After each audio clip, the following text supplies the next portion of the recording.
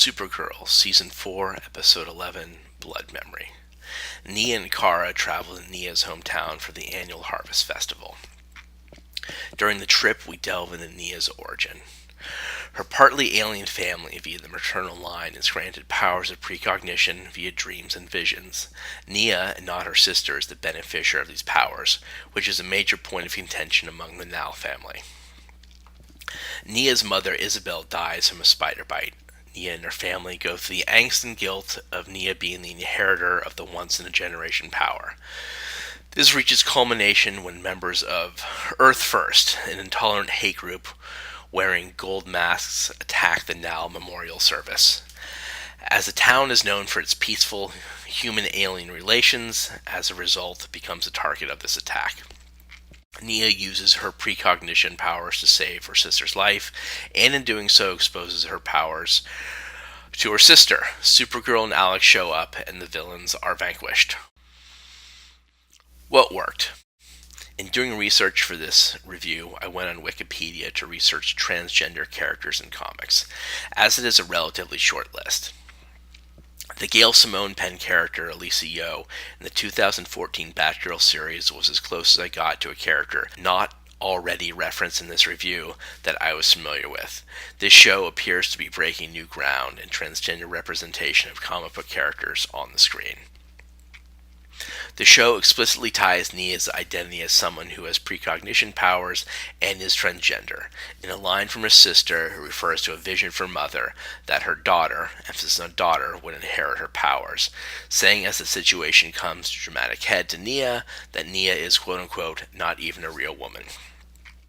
It is a moment that is both pure fantasy, as is based on aliens and precognition powers, but also very real transphobia. Transphobia that we as a society have only begun to deal with as a substantial issue since Caitlyn Jenner began a headline-making dialogue regarding her transformation in the public sphere just a few years back. Science fiction and fantasy shows frequently use the genre to tackle social issues.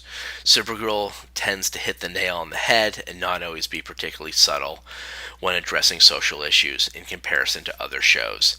Given how little representation transgender heroes, superheroes, actors, and actresses get on television when it comes to seeing well-rounded and in-depth characters, it is a net positive. Other things I liked about this episode. Brainiac 5 doing his frat boy shtick, funny and fun to watch. The double arc of sisters, 2 special sisters, and 2 normal sisters, and the dramatic tensions between them. The character of Nia Nal is an ancestor and riff on Nora Nal, better known as Dream Girl from the 31st Century Legion of Superheroes. Legion of Superheroes are almost always a win. In the episode Man of Steel, the Ben Lockwood Agent Liberty character gets a full backstory. While he is presented as a villain, albeit one with some motives and experiences the audience can sympathize with, and others the audience will likely recoil from. In one of the series' better episodes, Agent Liberty is given a fully fleshed out, 3-dimensional backstory, rather than reduced down to a 1-dimensional villain. I don't know to what degree every villain needs to be fleshed out, as the focus of the episode was elsewhere. However, compelling villains are frequently the difference between a good show and one that is just okay. Groundhog Day actor Stephen Tobolowsky once said something to the effect of, "Villains are just people with a different set of motivations. When writing compelling stories, fewer things could be truer." Conclusions. This overall was a good episode of the series. Jesse Rath as Brainiac 5 continues to shine, as does Nicole Maines as Nia Nal. Her story arc of becoming a costume superhero is a compelling one. Thank you for watching our second episode. If you like this episode, please subscribe. Now, credits and attributions.